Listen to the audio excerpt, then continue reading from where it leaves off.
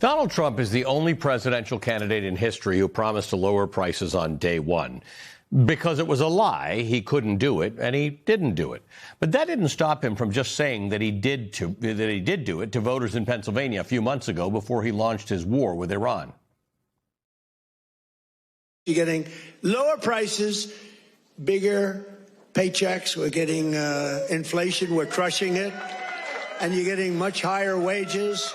I mean, the only thing that's really going up big, it's called the stock market and your 401ks. Well, most of that, even at the time, was a lie. Prices were not down. We were not crushing inflation. But all of that is especially not true now. Reuters reports the U.S.-Israeli war with Iran, which started at the end of February, has sent oil prices surging more than 40%, and with it, retail fuel prices like gasoline and diesel fuel. Economists expected the war's inflationary effect to show up in the March consumer and producer price reports, which will be released next month. AAA says the average price for a gallon of gas in the United States was $3.91 today, up almost $1 from 1 month ago. A new Reuters poll shows that some 63% of Americans disapprove of Donald Trump's handling of the cost of living in the United States. That's up from 41% shortly after he returned to the White House. His approval rate on the issue at 29% has fallen from 35% in the first days of his administration. Just about the only thing that Donald Trump said back in December that was even remotely accurate was that 401ks were up at the time. The stock market was way up at the time. But as anyone who's checked their retirement accounts over the last month knows, that's simply not true anymore. CNBC reports that stocks tumbled in volatile trading on Friday as the U.S.-Israel conflict with Iran showed no sign of abating and oil prices continued their ascent. The Wall Street Journal reports stock investors aren't used to losing this much. The S&P 500 and the Dow Jones Industrial Average finished the week down for the fourth week in a row. That's the longest weekly losing streak since 2023 for the Dow and since last March for the S&P. So, prices are getting higher and higher. The stock market's tanking, and understandably, Americans are not happy about any of this. Any other president would be, at the very least, trying to show that he feels their pain and remains laser focused on their problems. But, of course, this is Donald Trump. See the nice gold curtains? If you want to look into a nice foundation and you want to see a lot of work, very deep, very, very deep for specific reasons, we have a magnificent ballroom being built. There's actually never been a paint that's made that will look like gold. Steve will tell you that. You either gold leaf it or use real gold bullion. We have at the front of the White House on June 14th, you probably read, UFC is going to be here. It's June 14th, happens to be my birthday. There's only happenstance that it happens to be his birthday, is what he said. Of course, he remains laser focused on his retribution campaign against Federal Reserve Chairman Jerome Powell, even after a federal judge threw out Trump's DOJ subpoenas against Powell for being politically motivated.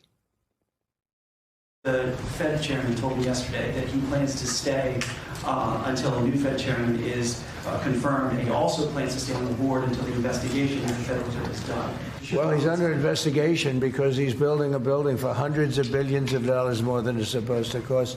The building you see over there is under budget and ahead of schedule. That's the ballroom. I know it's gross incompetent because I happen to think he's grossly incompetent. Today, certainly you should be lowering interest rates, all right? Certainly. Who would not lower them? But he's stubborn, and he's got Trump derangement syndrome. So there is criminality. There is criminality.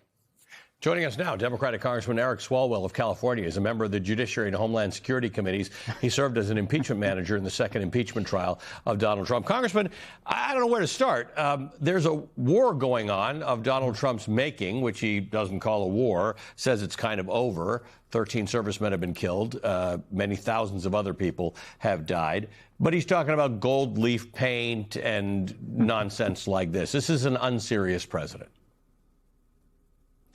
In the clip you just played, Donald Trump says, Allie, there is criminality. And yes, it's quite criminal that, this president said there is criminality. It's quite criminal that he has more plans for his expansion of the East Wing and the ballroom than for the Middle East. And so I talked to Californians, and it's a pretty big state, right?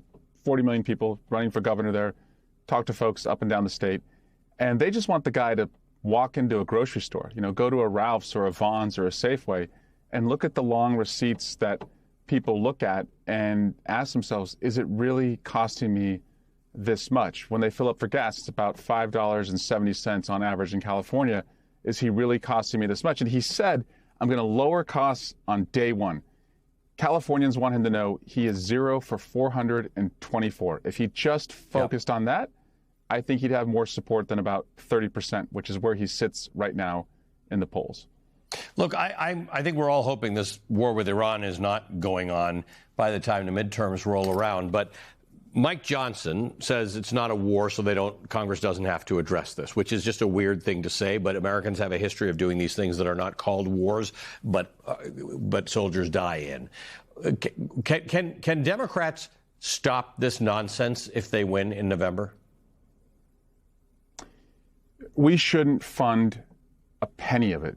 If we're asked to do it next week, next month, next year. Of course, when we win the midterms, we're going to have a lot more leverage as far as the power of the purse and oversight and subpoena power, to really look into, the dirty deals the president has done with university presidents, entertainment companies, law firms, and of course the corruption that's going on at the administration. People are cashing in right now on this war.